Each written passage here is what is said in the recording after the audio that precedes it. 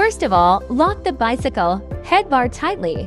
Tighten the buckle down, and then buckle it inward.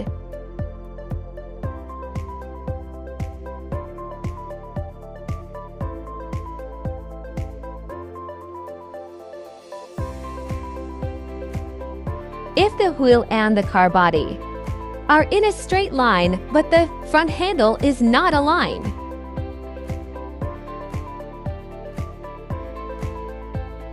open the bottom fold of the bicycle and loosen the screw with a wrench. Don't loosen the screws too much.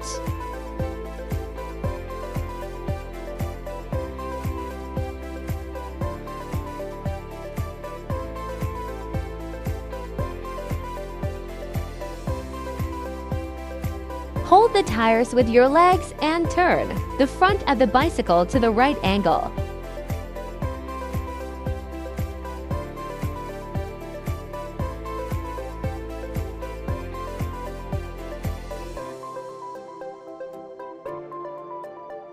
After adjustment, gently open the folding part and tighten the screw.